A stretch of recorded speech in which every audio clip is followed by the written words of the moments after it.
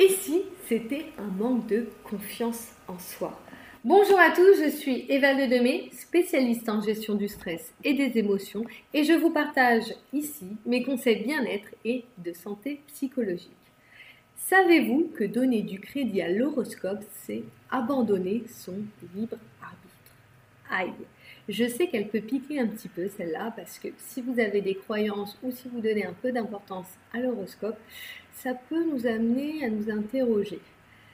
Alors, il faut savoir que lire l'horoscope peut être un signe de manque de confiance en soi. Et oui, même si c'est le lire juste pour le fun ou sans y donner trop d'importance. Et là, je ne vais pas dans le niveau du genre, tu sais, j'ai du mal à prendre des décisions car je suis balance. Ou, en ce moment, je suis très sensible à cause de la pleine lune. Non, je ne vais pas à ce niveau-là. Je parle juste de personnes qui prennent un petit peu de temps pour lire l'horoscope. Mais si vous êtes dans ce niveau-là, ça peut aussi vous intéresser.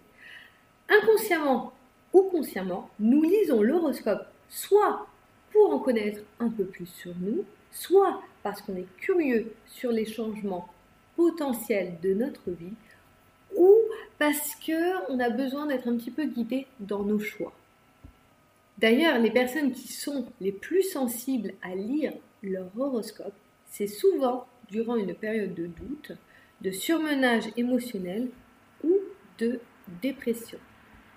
Car l'horoscope, en fait, nous donne une illusion de clarté en donnant des réponses subjectives et souvent dans un moment de notre vie où nous avons besoin de reprendre le contrôle. Le problème, c'est que donner de l'importance à ces mots, rien qu'avec 2 minutes de lecture, et 2 minutes de lecture, ça reste des minutes précieuses pour vous, eh bien, c'est quand même des informations qui nourrissent votre cerveau. En plus, ces 2 minutes de lecture, elles infusent dans votre esprit. D'ailleurs, je dis 2 minutes, mais finalement, c'est bien plus que 2 minutes, parce que notre cerveau, il a souvent tendance après à analyser, je dirais même suranalyser, et même amplifier sur certains sujets qu'on va lire. En plus, si c'est 2 minutes tous les jours, ou 2 minutes une fois par semaine, ou une fois par mois, eh bien, quand on cumule à l'année, ça fait un peu plus que 2 minutes, ça fait pas mal 2 minutes consacrées à cela. Mais surtout, c'est du temps où vous donnez de l'importance et de l'influence à un texte subjectif qui peut potentiellement, et potentiellement, j'insiste vraiment là-dessus, vous donner des indications sur vous, entre guillemets, ou sur votre avenir. Dire qu'au final, ce temps, vous aurez pu l'utiliser à augmenter efficacement votre confiance en vous pour prendre conscience que en vous, vous avez les réponses plutôt que sur ce papier ou sur ces mots que vous lisez. Et je peux vous assurer que niveau confiance en soi et entraînement pour gagner en confiance et en affirmation de soi, c'est 1 million de fois mieux de prendre le temps de vous interroger sur qui vous êtes vraiment ou où vous voulez aller par vous-même plutôt que le lire à travers des astres. Gagner en confiance en soi, c'est savoir prendre le contrôle de votre vie. Et cela vous demandera de vous responsabiliser dans chacune de vos décisions, même les plus minimes. Je ne vais pas vous le cacher, sans doute vous le savez, c'est les actions que vous faites tous les jours qui définissent la personne que vous serez demain.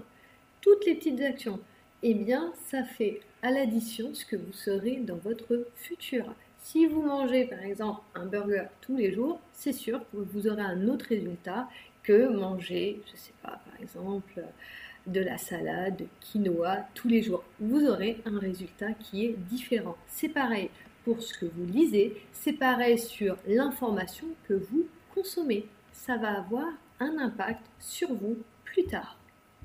D'ailleurs, si je dois prendre un exemple un peu plus physique, si vous décidez de faire des pompes tous les jours, même si c'est juste 5 minutes, même si c'est juste 10 pompes tous les jours, vous aurez forcément à un moment des muscles qui vont se dessiner ou qui vont se développer que si vous n'en faites pas.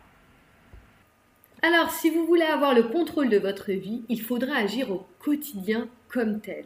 Et cela commence dans vos actions, même les plus petits détails de votre quotidien. Nous sommes le reflet de nos actions et nos actions d'aujourd'hui en disent long sur notre avenir. Ce n'est pas l'horoscope qui va vous en dire long là-dessus. Contrairement à ce que votre horoscope peut vous nourrir, eh bien, ce qui vous nourrit, au final, c'est juste une illusion de contrôle. Et cette illusion de contrôle, malheureusement, elle peut aller jusqu'à interférer votre propre habilité à prendre des décisions.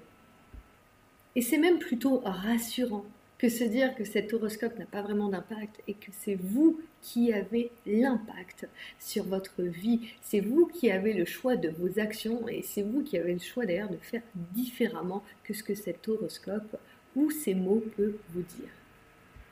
Ne laissez pas les croyances externes à vous vous influencer sur vos actions, vous influencer sur comment vous devez vivre votre vie ou comment vous devez définir votre personne ou votre bonheur. Parce que je peux vous assurer, on peut prendre les cancers, les sagittaires, toutes ces personnes ont une définition de la vie et du bonheur qui est différente. Si vous choisissez de rediriger l'intérêt ou l'importance, qu'il soit petit ou grand, je répète, que vous donnez à l'horoscope plutôt à vous-même, je peux vous assurer qu'en plus de booster votre confiance en prenant vos décisions 100% basées sur vous, vous allez augmenter vos performances dans vos choix que vous ferez et vous allez optimiser la réalisation de ce que vous voulez dans votre vie.